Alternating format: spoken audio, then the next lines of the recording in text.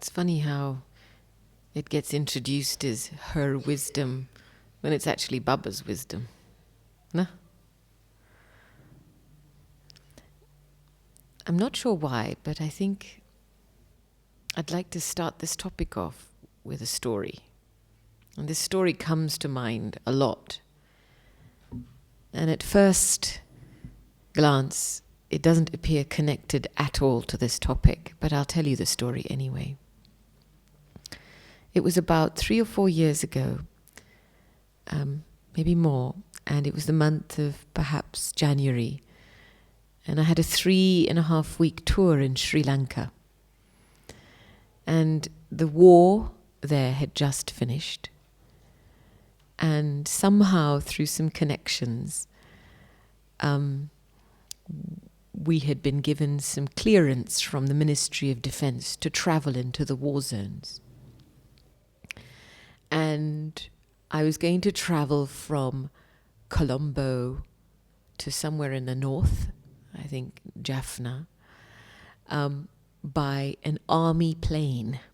You know, one of those big tank-like looking planes that don't have many windows. And so we boarded this plane, and, you know, there was just maybe a total of 12 seats in 2-figure configurations. And so myself and another sister were in the front 2 seats on this side.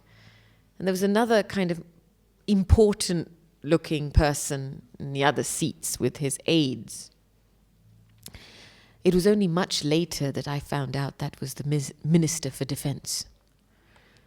And throughout the whole journey of about 45 minutes, he would be often looking over and saying hello. I would be, yes, hello. And of course, they were very busy with all their paperwork, but I didn't know who they were.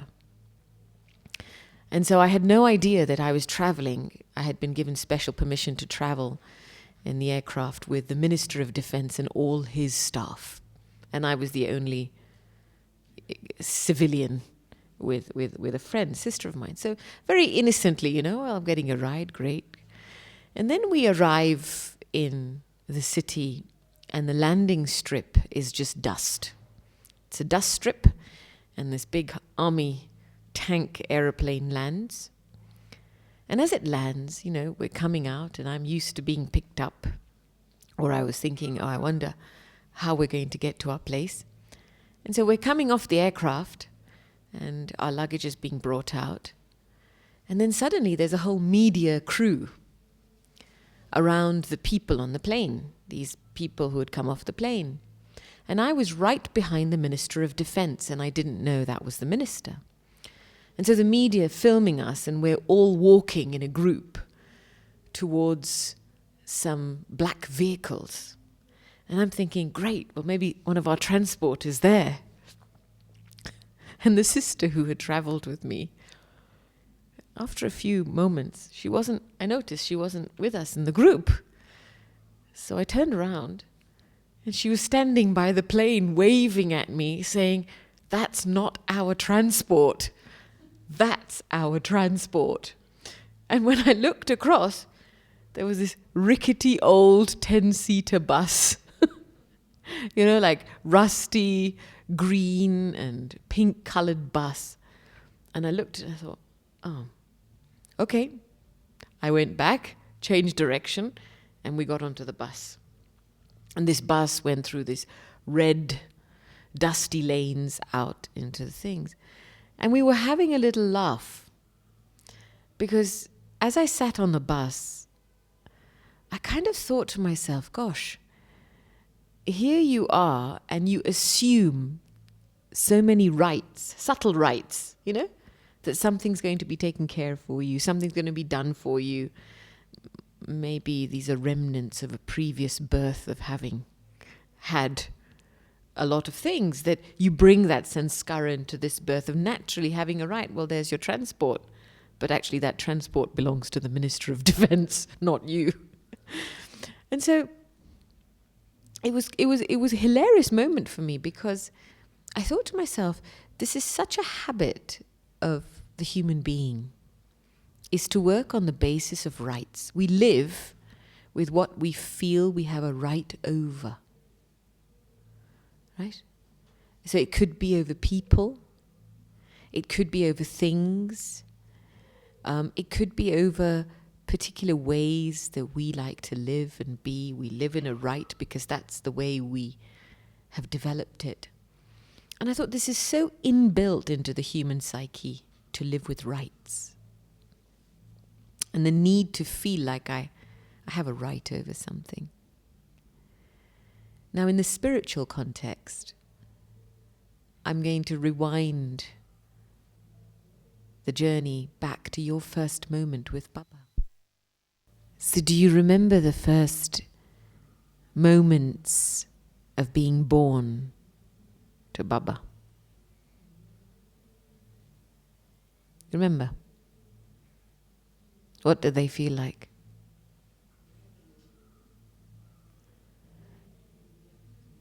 Sorry? Everything?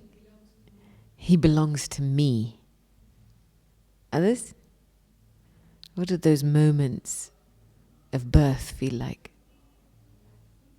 Delightful? Lightful?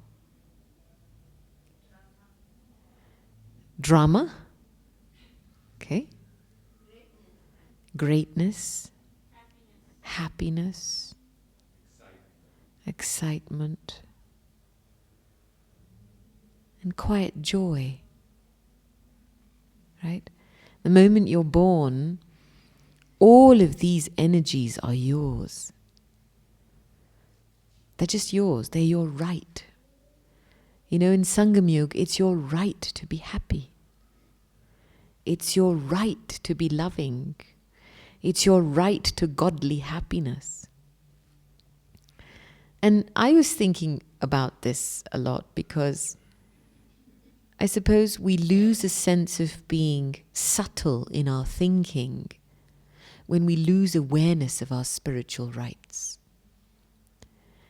And we substitute spiritual rights for material rights. You know, it could be service, outcomes in service, relationships. And that's where the happiness fluctuates. But the moment I stay aware of the energy I received from Baba, and I felt as a child with Baba, that is my eternal right.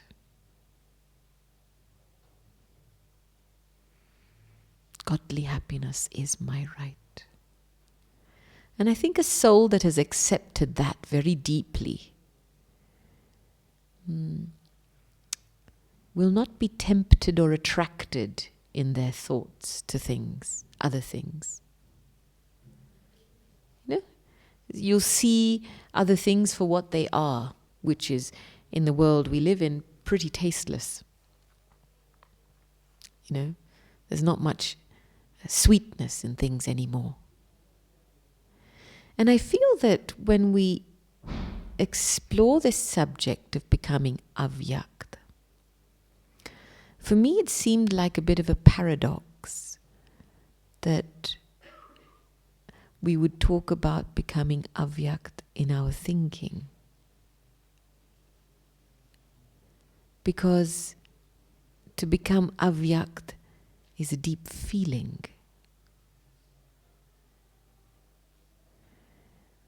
And it's the feeling of godly love. It's the feeling of the ocean of peace is my Father. It's the feeling of my own supreme purity. It's the feeling of joy. The Avyakt experience is a qualitative experience. It's a quality state of feeling. And so when someone is in their Avyakt stage,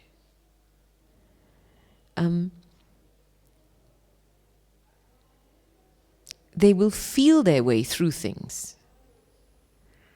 the thinking is a secondary element.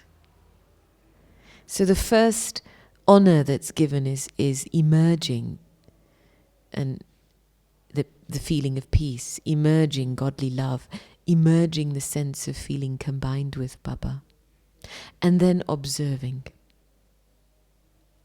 And the thought only is generated as required. You know, I've been watching Dadi Janki a lot lately, and Dadi's somebody who's very true in herself. And many times people will ask Dadi a question, and Dadi will just sit there. And if an answer comes, it comes. If it doesn't come, she doesn't say anything. You see what I mean? There's no extra thoughts there. Oh, they've asked me a question and I have to answer. There's no obligation, no feeling of obligation or subservience in the mind at all. Yeah? The Avyakt stage is a stage that is free from attraction and subservience. And that's why you can almost be quite childlike in this stage. You know, that little child that hasn't yet gotten used to its body and is just a soul-conscious little ball of energy. It's delightful, isn't it? So, yeah, it doesn't matter if whatever's going around, whether it's raining or whatever, it's exuberant with its energy. And so I suppose becoming Avyakt, and it's something that I've been experimenting with, is beginning from this place of feeling, pure feeling, with everything. And then if the thought comes, it comes. If it doesn't come, that's okay too. So thinking is completely opposite to practicing the Avyakt stage. Does that make sense? Now, there is a context for the Avyakt stage. Remember, the Avyakt Murlis was spoken after 33 years of the Sakar experience. And the Sakar experience and the Sakar Murlis are Murlis that cover not only the basics of Gyan, the history and geography and the facts and figures, but also very much the practice of virtues in life. Through the Sakar Murlis, Baba told us, speak sweetly, speak softly, speak slowly. Don't look at anyone's defects. Very practical advice to adopt virtues in our interactions and reform our character. Right? And so I remember a Murli many years ago when Baba had said, when new ones come, don't get them to practice the Avyakt stage too quickly. Because it's, you know, he didn't say this, but I understood from that Murli that what then that happens is if they haven't had the Sakar experience of using their body, of fusing with Baba, using their time, thoughts, body, money, wealth in Baba's service, then the Avyakt stage becomes an escape from the drama, a disassociation from life. If I'm unhappy with something, then I'm going to practice the Avyakt stage, right? And then it's like, I'm a soul, I'm a peaceful soul, I'm a pure soul, I'm a soul, I'm a peaceful soul. You keep putting this injection. It's like keeping to inject yourself, but it's like getting into a lift and pressing button 1, but you're not going very far. Because you're having to use so many thoughts to create the stage that you don't even lift off the ground. Does that make sense? So it's very important that the sakar experience in our lives is looked at.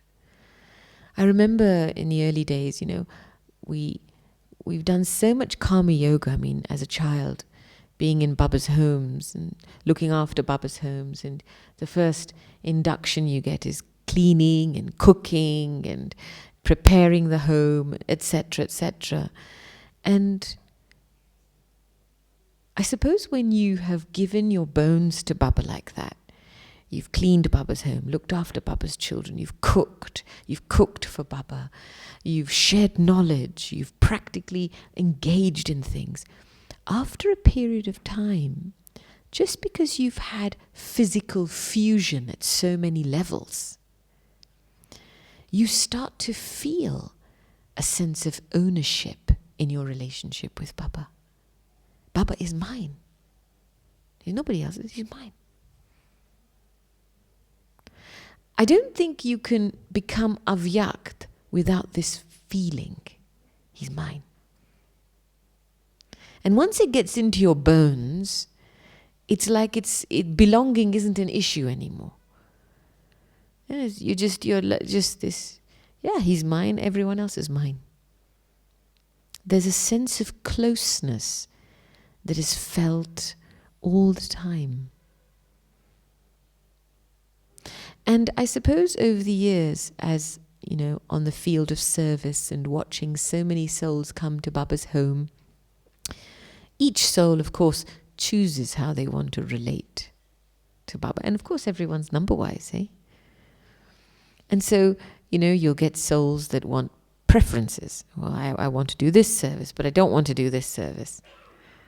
I want to do that, but I don't want to do it like that. Or I'm afraid to, if I have free time, I'm afraid to ask the teacher in case they tell me to do something I don't want to do.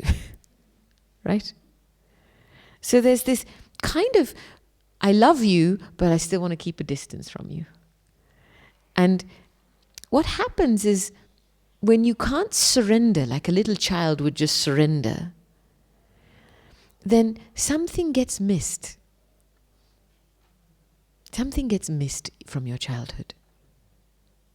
Because without that kind of natural surrender, you can't renounce. Later on, renunciation becomes difficult. When you've surrendered and you've just gone with the flow of what Baba is inviting you into, then later on, when things come up inside or outside, letting go is easy. And that's what's required, becoming Avyakt mentally. It's a deep shedding process, your ability to shed opinions. Renunciation has many levels. When you first came to Baba, it was very gross. You moved house, you moved job, you moved center, you made physical shifts, you changed your diet, you started coming to the center. Great. And then more subtle renunciation was required. Internal attitude, drishti, vritti, cleaning that up. Right? Maybe renunciation of your opinions. Renunciation as you were asked to follow things. Renunciation of your ideas, especially if you're in a gathering and you want to strengthen a gathering. And then renunciation of the desire to be acknowledged and appreciated. Because if Baba belongs to you and Baba respects you and you belong to Baba, where's the desire to be acknowledged and appreciated come from? So this foundation of deeply having surrendered to Baba. Baba's my parent. Baba will not ask me to do anything that is not in my benefit. And I have surrendered to Baba, not to a human being. And so that quality of surrender allows for renunciation later on in life. And I think what tends to happen in a mind that hasn't become subtle, and especially thinking, is you start thinking about things you still have. You haven't released ownership. And that's when subtle ego creeps in. Ego of our thoughts, our ideas. And we inevitably become obstacles in very subtle ways to things moving forward. Because somehow we need to stand out. Becoming Avyakt literally means to disappear and reappear. It's disappearing and reappearing. Because your every beginning point for action is a pure feeling. A stability in a pure feeling. So I'm taking a bit of time for this because when in your sakar lives, the soul has practiced virtue over a long period of time, I have conscientiously remained honest with myself by keeping a chart. I have conscientiously remained truthful in my relationships. I have made efforts to become humble, to become loving, to become patient. When I've accumulated virtue and I've consciously practiced virtue, then very naturally the soul is released from the bondage and the tension of the bondage of karma. Because one of the things we experience and why our mind goes into overdrive is because there's some karmic bondage there. And a karmic bondage is only created because we've performed action on the basis of vice. And in Sangam Yuga, the amazing thing is that there will always be an opportunity to be in that same situation again, but this time with a virtue. And so every situation or circumstance that comes to us in Sangam Yuga is there to be for us to practice a virtue, to donate a virtue, and donate a vice at the same time. And so when over a long period of time the soul has paid attention to virtue, then becoming Avyakt is like right? Because there's no crisis of integrity inside. You're not taking Gyan on one side and then being Gopi on the other side. Does that make sense? Because you then inevitably create a split. You know a lot, but then you still continue with familiarity, old language, old ways of behaving, gossip, talking about others, critical, whatever nature and old sanskars are left. We kind of just, go, well, I've had the good Murli, now let me just be myself again. Yeah. And so you end up creating a sense of unease inside, because you're one thing one time, another thing another time. Morning yogis. And then the rest of the day, it's spent indulging in the senses. Let's go have an ice cream. Right? So this is the destination is high, hey? When Daddy Gulzar told us a story one time of this woman, the sister, she was a mother. She'd been in the yagya many, many years. And then she developed a very severe illness and, of course, had to be taken to hospital. And when she got into hospital, of course, the relatives step in because it's also a legal requirement. The relatives need to know. And quite a few of her relatives are non-BKs.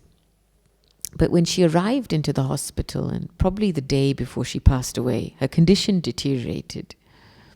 She had actually started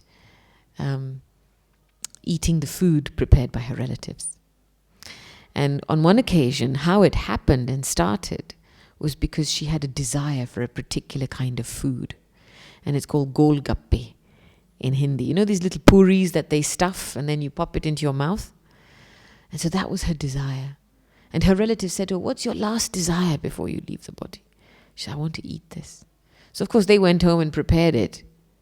And after so many years of having been with Baba and eaten pure food, her last meal was a meal of her desire, but being prepared by souls who don't practice purity. And so we think of our desires as small things. I had a desire for ice cream yesterday. This is a weakness, I must confess. And I had the thought as I was eating ice cream yesterday, what if these were my final few moments? What would be my destination? Right? And I thought, well, if I develop the habit that every time I feel like having an ice cream, I eat it, then at the end, what's going to rule me? Ice cream. And then it doesn't matter where it comes from, as long as my desire is fulfilled, right? That's the nature of desire. It brings you down from your purity. Any small desire. Because it's the small things at the end that will become obstacles for us. So, why I wanted to start from the place of belonging, because, to do service from your Avyakt stage, it's from a feeling of being deeply combined. You're not alone. Baba is one strength, one support. And Baba's there. Baba's doing his work. And I'm Baba's helper, watching where what is needed, listening, being available. And that's such a lovely place to be. Because when you take that position of being a godly helper, an instrument, a godly child, then your feelings will never change. You can relate to everybody equally. But when you're not stable in the feeling of being combined, then you will be influenced by the people you meet and very subtly impressed. And then in that being impressed, yes, you create a good friendship, but something very subtle gets lost. And so always inside, cultivating this feeling, I am combined. We think a lot, we speak a lot, we churn perhaps a little bit less. But the third stage of being lost in what we are churning is very weak. That's why you can't sustain your Avyakt stage. So, this morning, even in the Murli, when Baba said, I am the ocean of peace, can I just contemplate and churn that and bring myself to the place of being merged in the ocean of peace? So what happens is when the experience of being lost in qualities is less, and your thinking and speaking is more, then souls will be impressed by what you say, and they'll say that the knowledge is very good. They'll come into connection with you. But because you're not lost in the experience of it, souls who come to you, they can't be lost. They won't have the courage to surrender to the experience and forge their relationship with Baba. So they'll come into connection, but they won't come into relationship. Because when a soul has the courage to surrender and have an experience, and not just play with words and be pleased by the thoughts they're having. You know? Oh, this is interesting, this is interesting, this is interesting. Yeah, we know that's interesting, but are you experiencing the taste of it? Because that's what forging the relationship is, right? You're actually experiencing Baba's versions, and you're experiencing a piece of Baba. Every time you churn knowledge, you're taking into your mind a piece of Baba's intention, Baba's bhavna. And when you give yourself the space to experience what Baba has said, you cannot not be combined with Baba. And then any soul that comes in front of you, they will surrender to that experience. And that's the difference between creating subjects and heirs. An heir quality soul will always have the courage to forge their relationship directly through an experience. Whereas a subject will be impressed. Listen to words, they'll take some knowledge, filter off, but they'll be happy with a little. So when I look at the daddies and Baba, that's all they did. They gave us drishti, and because they were lost in the love of one, in that moment, we became lost in the love of one.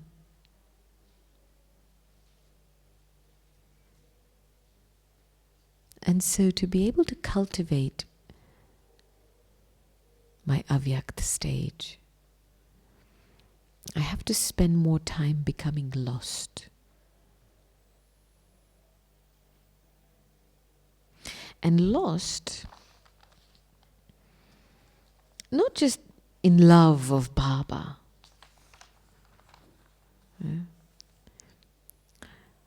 In 7 different areas, we need a taste. 1 is becoming lost in the experience of my original form.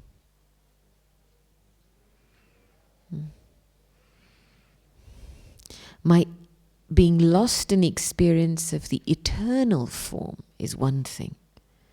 It's deep silence, stillness. But my original form, when I first came down here, the sweetness of that, I need to spend time losing myself in that experience. Then, becoming lost in my original religion of peace.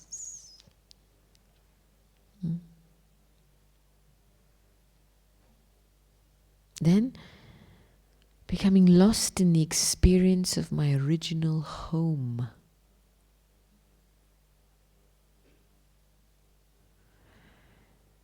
And then, experiencing pure actions. You know, pure actions, their residue is satisfaction and contentment. An impure action will always leave you with a gap. You'll feel you've done something good, but ... But pure actions, they leave behind a fragrance of satisfaction and contentment. And then also becoming lost in your aim. What's my aim?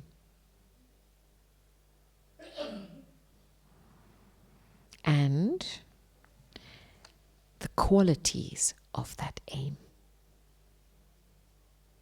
So one thing is to say, yes, Baba, I feel Lakshmi Narayan being Vishnu is my aim, but how many of the qualifications have I actually adopted for this aim? And so feeling the accumulated qualifications, And then lastly, I think, one of the most important things for me is becoming lost in spinning the discus of self-realization. To enjoy swa-darshan, seeing the self. Because I think our thoughts become gross when we start to see others, which is pardarshan. And then parchintan, to think about others. And so to really love swa-darshan, where I'm able to see myself in a trikaldarshi aspect at any given moment in time.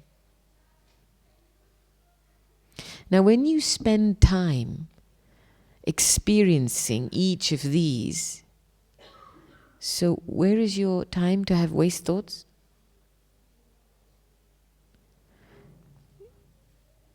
When people say to me, "Oh, what do I do to remove waste?"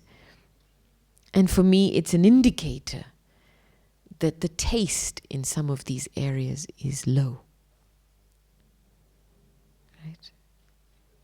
And so, becoming lost. And when you actually become lost in the experience of Gyan, the side effect of that is that your senses start to become cool. You become a god and goddess of coolness. And when people come into your company, it's like, coming out of a hot sunny day under the shade of a cool tree.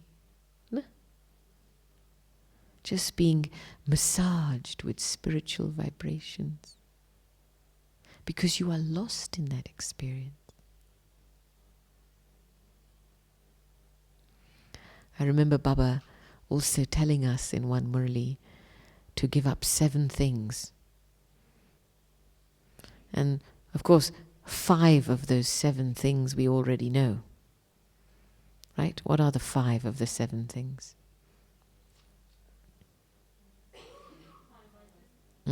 So, name them.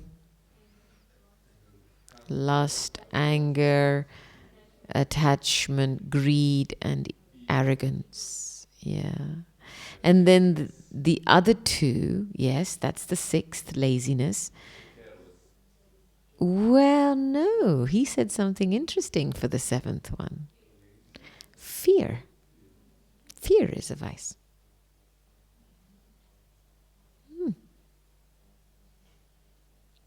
I was quite intrigued when Baba said that, because Shaktis are fearless.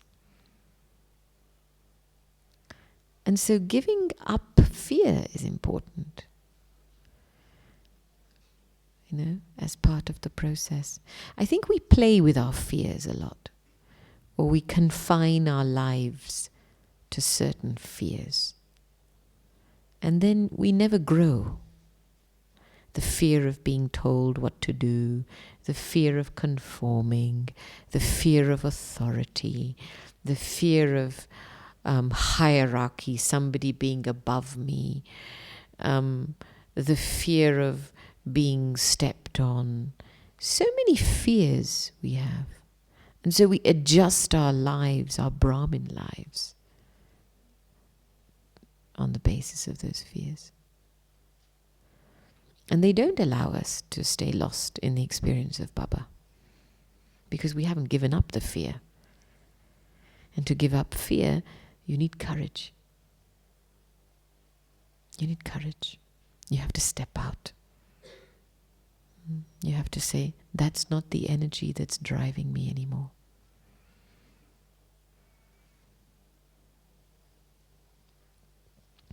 Now,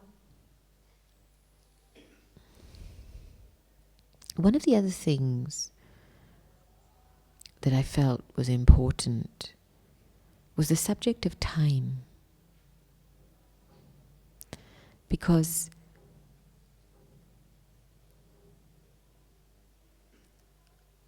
I remember very clearly this Murali that Baba had spoken when Baba had said, when you conquer time, you conquer death.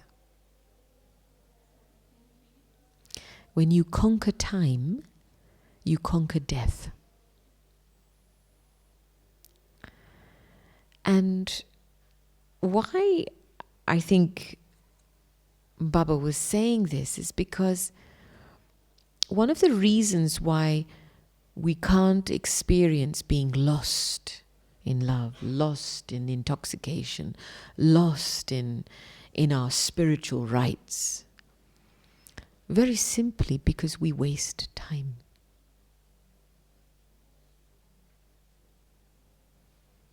Check your day. To what extent was your time being used in a worthwhile way? And when there's a wastage of time, then wastage has an effect. It creates a burden in the soul. It just doesn't allow the soul to elevate. It doesn't allow the experience of elevation. So if we are able to check our wastage, then it's possible to become very powerful. Because even one drop of knowledge, has the power to sustain so much. The experience of just being lost in love of one. And so I think time plays a very important role in this. The time of the confluence, the time of what I'm receiving, that I have an opportunity in each moment to partner with Baba and to experiment with Baba. Yes, my circumstances at the end of the cycle are the direct product of my own karma. So I cannot wish to be somewhere else. They are a direct product of my karma. But the beautiful thing is I have Baba now. And so can I sit in the soup of whatever circumstances I have with Baba, with my pure feelings, and begin start to experiment and watch the magic of transformation happen. That's how your karmic bondages become the food for service. Does that make sense? That's why when you are with Baba, you must never say, I have a karmic bondage. It's like, how can you say you have a karmic bondage when you have God? The soup is there, it's going to be there. But the feeling you have inside of fortune, of who you belong to, and just that feeling starts to transform the energy of the situation and circumstance you're in. You bring in benevolence, you bring in an attitude of serving, you bring in a feeling of wanting to uplift. I remember when my father had cancer and Daddy came to meet him, and my mother was telling Daddy, oh, this is a karmic account, and Daddy went, shh, don't say that. This is not. This is an opportunity for him to reveal his yoga and his surrender to Baba, and it's a chance for service. And so someone who's very close and combined with Baba doesn't operate logically.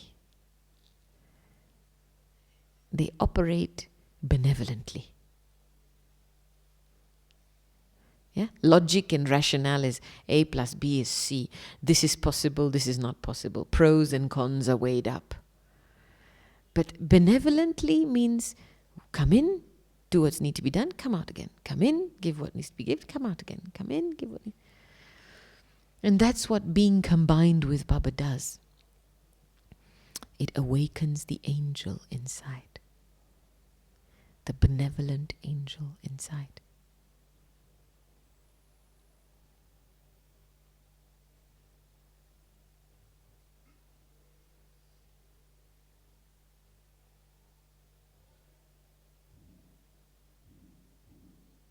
What are the signs of someone who's stable in their Avyakt stage?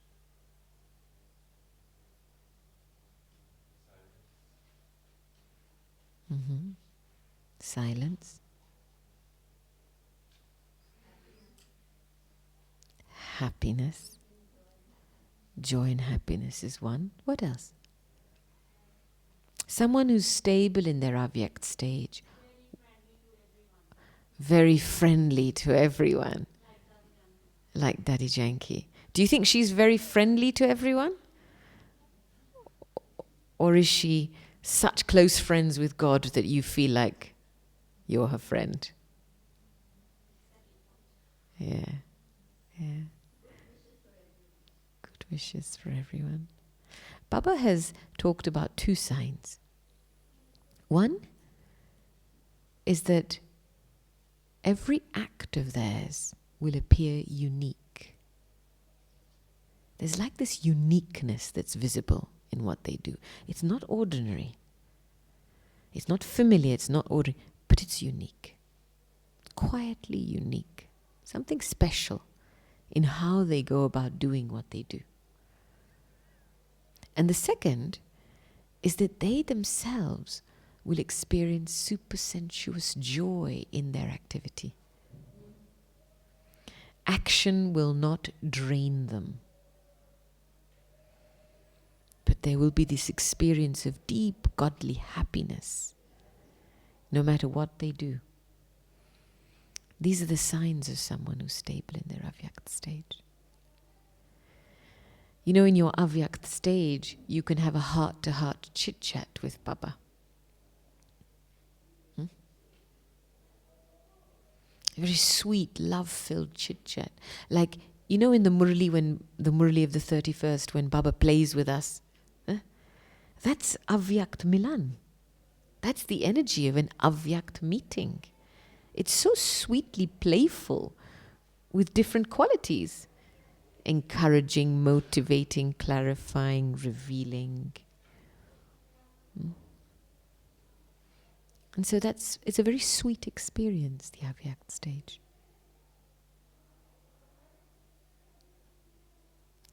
But to be able to make the Avyakt stage a permanent experience, because the marks we get and the reward we get is for consistency. To what extent have you been able to remain constant in something over a long period of time?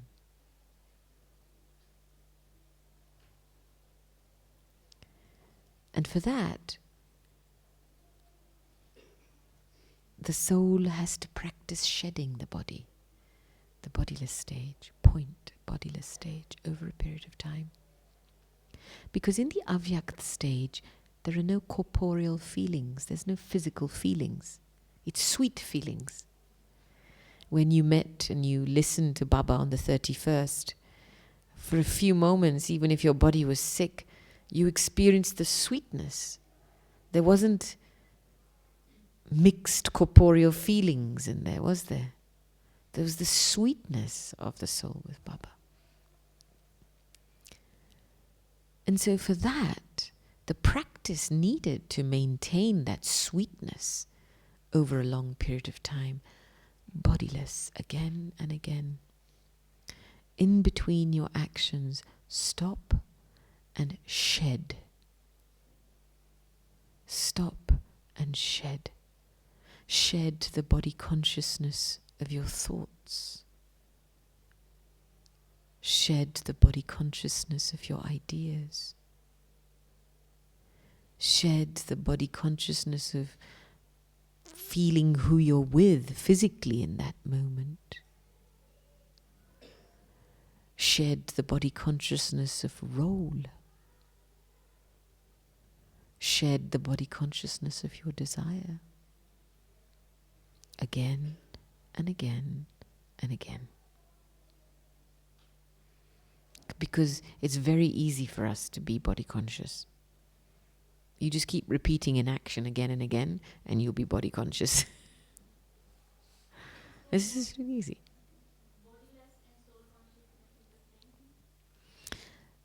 soul consciousness is the state, bodilessness is the practice. Soul consciousness is a form of soul consciousness.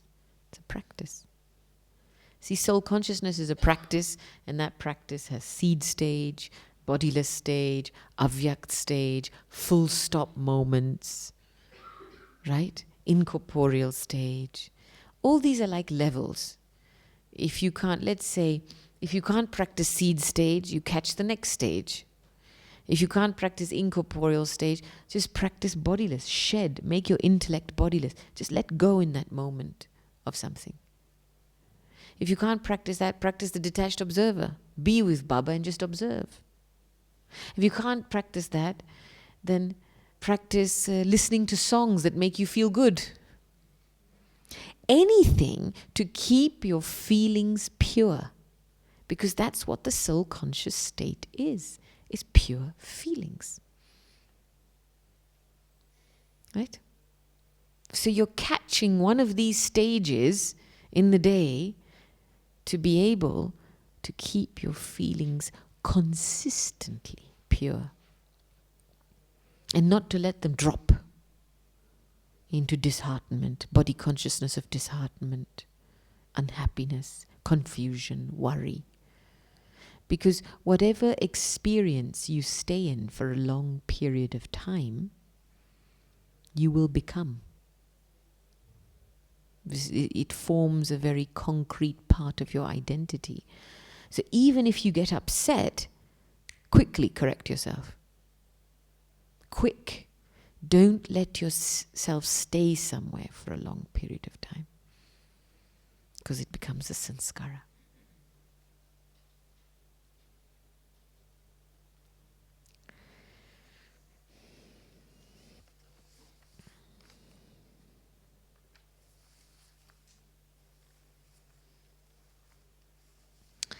Do you remember the drill of the 5 forms?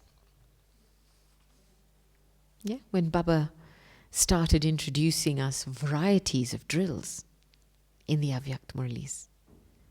All of these drills are designed to enable the soul to emerge pure feelings.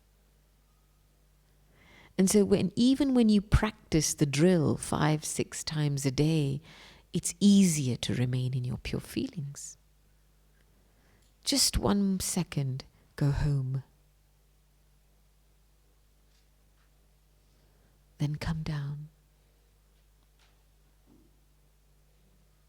into your new body, the new world, new costume.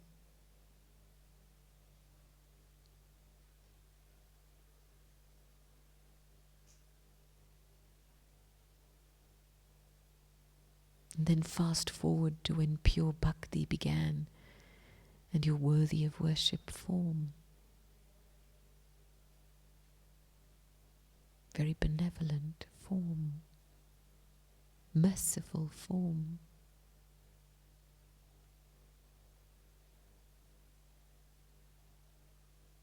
And then your Brahmin form.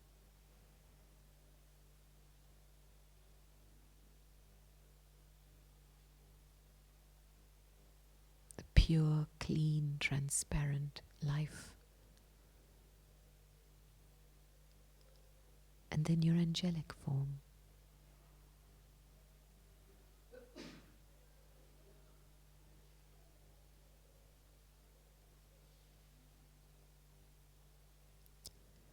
Immediately your mind feels light. Yeah? Immediately.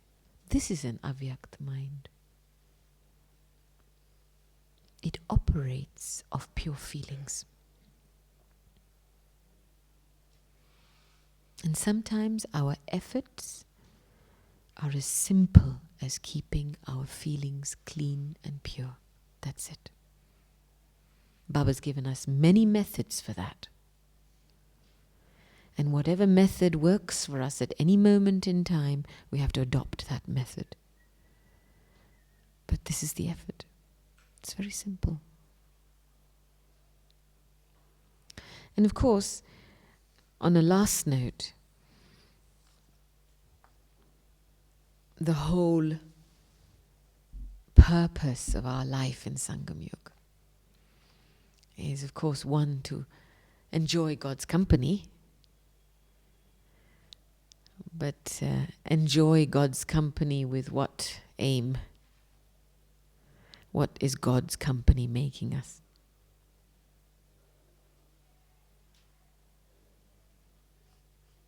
What is God's company in truth making us? Sorry? Deities. And what are deities? Sorry? Lakshmi. What are they symbolic for? Purity and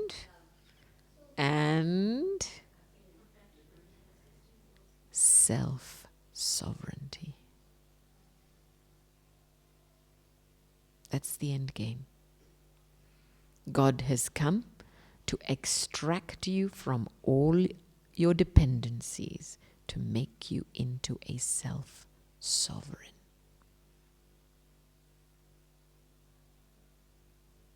Independent. No subservience. That's why 3 relationships of father, teacher and guru are so important. The father's love makes us feel combined. The teacher's directions create a track so that we don't fall into our belief systems. But as we follow the track of Srimad, we extract ourselves away from our old habits. Right? We understand. And as we follow the Satguru, we experience freedom from the bondage of our actions. And we experience blessings. And that whole process of engaging in these 3 relationships restores the soul back to its seat again. You know, there's this, when the hippie movement began, peace, brother, freedom. But what was the understanding of freedom? It was a resistance to the current system. It wasn't a real understanding of truth as a basis of freedom. And so people who then go on freedom marches eventually become victims of the same system, but just in a different way. There's not real freedom. And it happens in Gyan also. When souls have a reaction or they haven't given up fear, so they have a fear of authority. They have a fear of this, a fear of that. So, no. I have my own relationship with Shiv Baba. I can read the Murali at home. I don't need to come to the center. You understand what I'm saying here? It's very subtle. Because when you come close to God, you come close to each other. There's a very deep connection there. And as we start this process of transformation, which is what Sangam Yuga is about, it's not just about sitting there and lovey-dovey with God. The proof of love is self-sovereignty. And in this process of transforming ourselves to become transparent, see, the Avyakt stage is the transparency of our purity. The full transparency of our purity.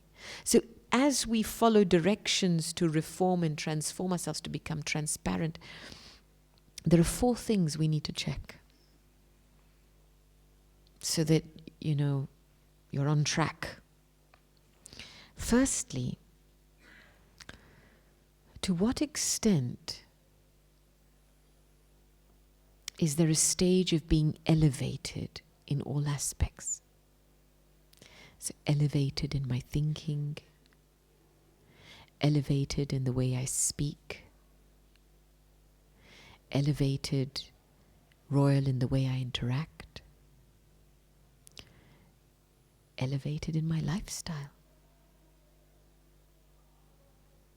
what I eat, how I eat it. So I have to check elevation levels practically in areas of my life. Remember, we are reclaiming our kingship. Yeah, kings don't eat in ordinary ways and anything that comes on their plate. Everything they eat is checked. So, to what extent is there a stage of being elevated in all aspects of my life? That's a very important audit to do.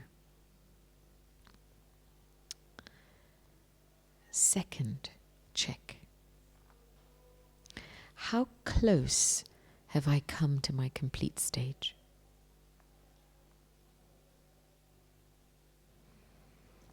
And how much closeness is there in my relationship with others? How close have I come to my complete stage? And how much closeness is there in my relationship with others? You know, when you look at the deities in the Golden Age interacting with each other, there's a natural closeness, right? Without being physically close, without being in each other's space. But it's the closeness of purity. When two souls who have such pure feelings connect, there's just a natural closeness there, without words. So this is a very important checking point, because in our current climate in the Brahmin family, as the family grows bigger, the variety, the differences of sanskars are being played out. And what gets lost in the process, as I start looking at what somebody should do, shouldn't do, is I lose sight of my aim, the closeness to my complete stage. And then as a result, because I lost sight of my aim, I start to become distant from you. You know? Otherwise, when I'm close to my aim, then I recognize, oh, this is that same deity soul. Your aim will bring recognition of another. Does that make sense? You know, there's a story that I remember Daddy had shared with us. And it was a time, Sakar Baba's times, and there was a sister in the kitchen that was creating a few problems. Of course, her sanskars in nature. And Didi came to Baba to say that this is what's happening. Excuse me. And what was interesting was that when Didi came to Baba, Baba said to Didi, "You're talking about her, but why is your face changing in the process?" Right? So then, of course, that was Didi's first correction. And then Baba said to Didi, "Ask that sister to come and see me in the morning." So that sister came to see Baba in the morning. And she came into Baba's room and took drishti from Baba. And then Baba said to her, "Child, whatever bhakti you've done on the path of devotion, it's been false." And she was a little shocked. Why is Baba saying that to me? And Baba then went on to say, "Child, you were worshipping stone images on the path of devotion as deities. And now those very same deities are in front of you and you still haven't recognized them. You're finding fault in them. So what kind of bhakti did you do then?"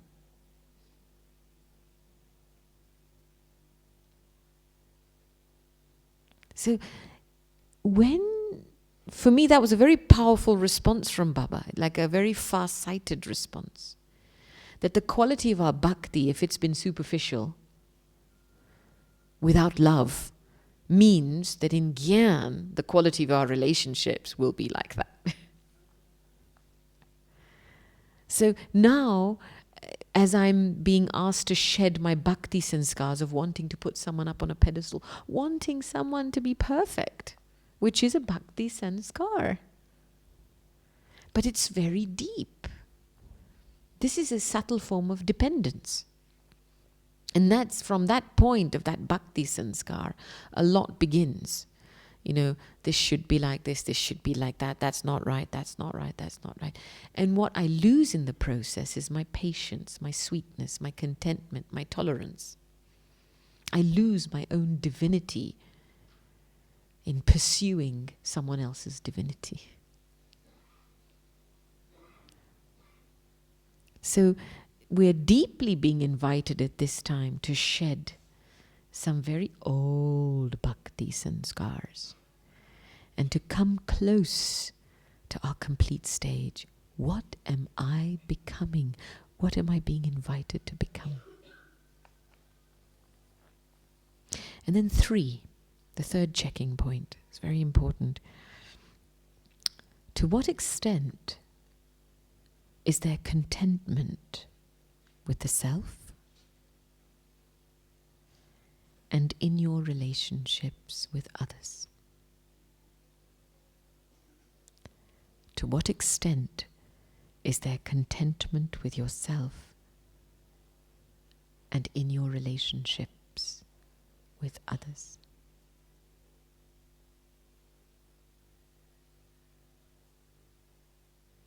And the 4th, to what extent have you developed courage in yourself?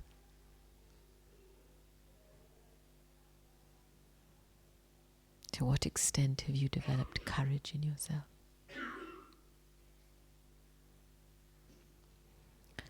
I personally find that these have been ongoing areas of checking for me. And I was able to kind of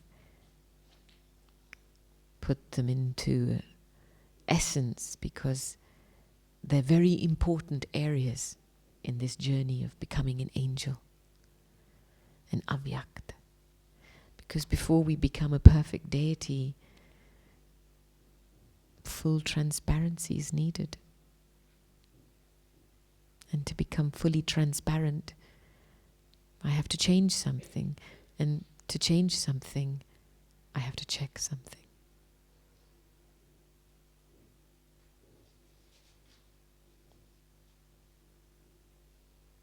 So, I'm going to stop there. Was that helpful? Do you have any questions? Can you explain the difference on Baba and Father? Explain.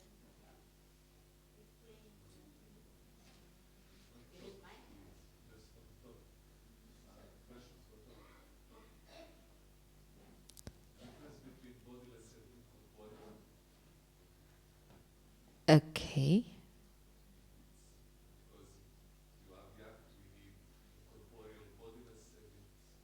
Bodiless mainly. Bodiless and incorporeal, for me it's very hard to make a difference how to experience the body. Yeah, okay. Yeah, we can get stuck in words here. We can get stuck in specifics. But I do want to make this comment that Baba makes me bodiless. I want you to, that's why I started from a place of when a child is born, before it can even say mum and dad, what does it feel? Love of mum and dad, right? It feels love. That umbilical cord of love with Baba is the basis of becoming soul conscious. It's the basis of, in any moment, just shedding the body and becoming the point.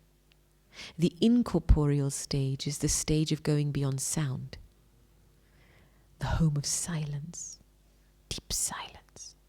It's taking yourself home. That's the incorporeal stage. Whereas the bodiless stage is practiced here in the body. The practice of taking off your costume, putting it back on, taking it off, putting it back on, taking it off, putting it back on. It's traveling home. The experience of the home, nirvana, going beyond sound.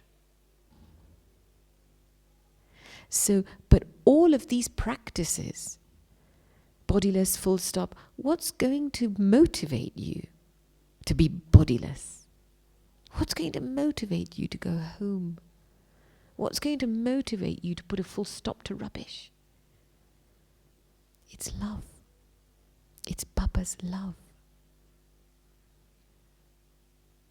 And when I let myself be a child, then I can experience the Father. The Father's love. Because in the Father's love is all types of love. It has everything in it. Security, safety, attainment, fullness, everything. We didn't experience that in psychotic Lokic lives. So what? You know, one time a sister came to Daddy and she was taking leave. She'd come to Madhuban and she came to Daddy to take leave. And she said to Daddy, Daddy, my father passed away last year. And on this Madhuban trip, it was the first time I felt Baba to be my father. So Daddy just looked at her very sweetly. And Daddy said, my sweet innocent one, but Baba is your unlimited father. Why are you trying to fit the experience of a small Lokic father into such a big... He has always been your father. He is your father. This Lokic father of one birth is a small experience. It's nothing. So why are you trying to fit the unlimited into the limited? No, Baba is the parent of the child. And then the relationship with teacher gets developed when I consider myself to be a student. You need an attitude of learning. There's a lot of Gyan. You know, okay, the Sakar Murlis are 5-year cycles. Yeah, 5 years, and then they get repeated. So you need to have at least been a Brahmin for 5 years and to have listened to the Murli every single day to get the basics. Let's just be black and white about this, right?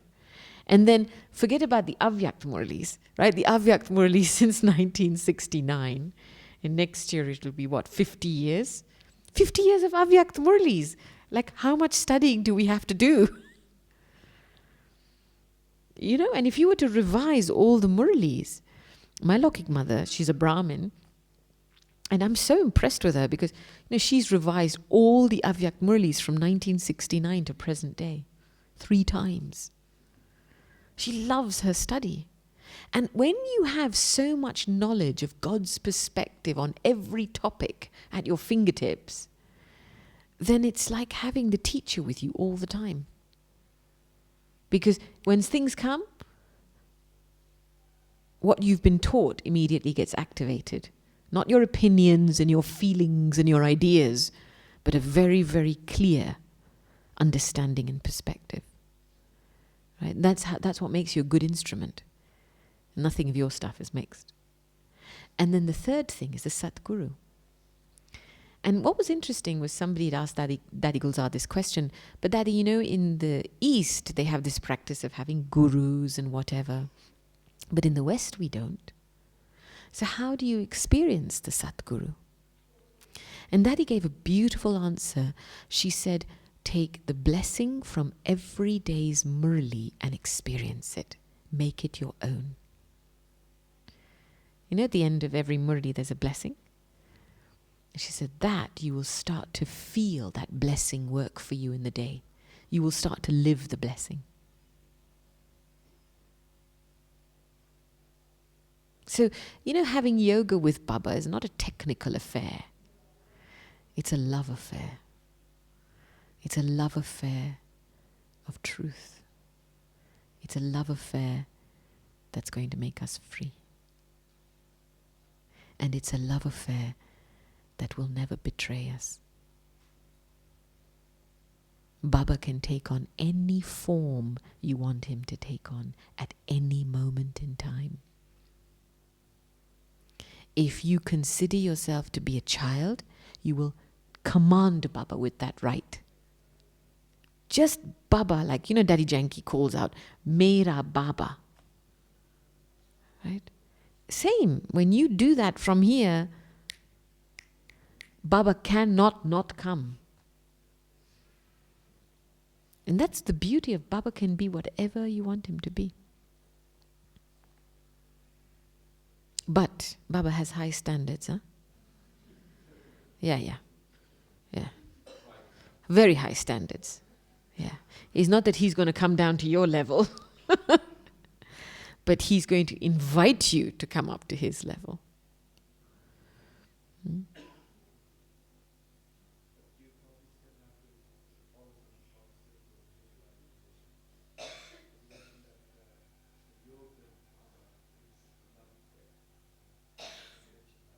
Yes, the yoga with Baba is a love affair.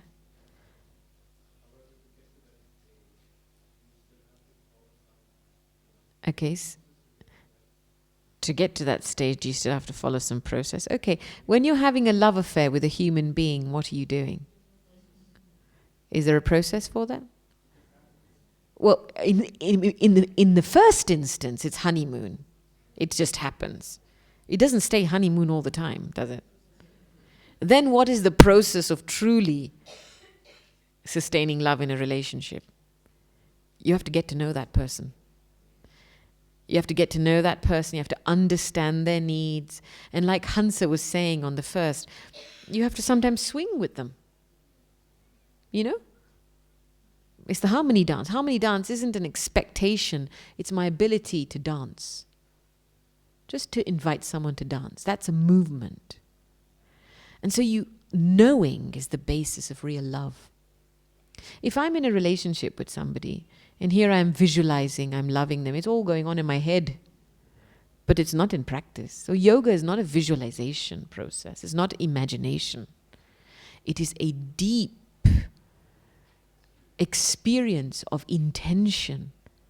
Murli is the basis of love. If you can't listen to the Murli, how are you going to know the person who is loving you? And the process is very simple. Wake up for Amrit Vela and listen to Murli every day. That's simple. What else is there? When you are supported so beautifully first thing in the morning with such a loving words and relationship, throughout the day, that's what you remember, and that's what makes you bodiless. That's what makes you want to shed the attraction of the physical. That's what makes you want to keep becoming good. But when your relationship with Murli is superficial, or you're going through the motions because you have to and you're being told you have to, but you're not engaging with it, then you default back to your imagination. You know, many times when people practice soul consciousness, they're just watching a movie in their head. I'm a soul, point of light, traveling through the ceiling, going up above, beyond, to the land of stars and sun and moon, beyond there, into a region of white light, then beyond the white light, into red light. Oh, the light's really lovely and peaceful. And then crash land. Right? And you crash land back into the same circumstances, situation, but you don't have any education. You don't have tools. You don't have weapons of knowledge. So you can't change perspective, you can't detach, you can't observe.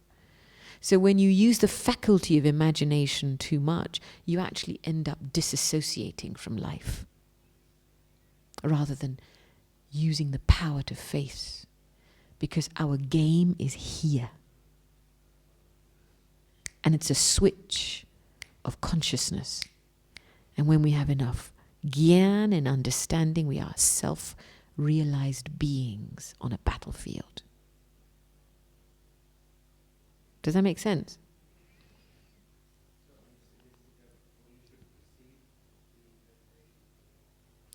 Meditation is a preparation for Murli, and in the meditation, the practice has to be to put yourself in front of the one who's teaching me the knowledge, which is Baba, which is becoming the child in front of God. Really feeling the connection with Baba. I'm just a child and I'm about to be spoken to. This soul has come down onto this planet to introduce himself to me. My Father has come back to me. that preparation. When you listen to the Murli with that awareness of the highest on high, then every word will go in. Because we have a tendency to give importance to the person who's speaking the words, not to the words themselves. Right? You'll all go listen to Daddy Janky, right? But you'll think twice before coming to listen to me. I mean, I'm just saying, no, in the sense, I'm just using that as an example because, that's how it works. So in your meditation, when you feel that this is the highest on high coming to speak to me, your experience of Murli is completely different.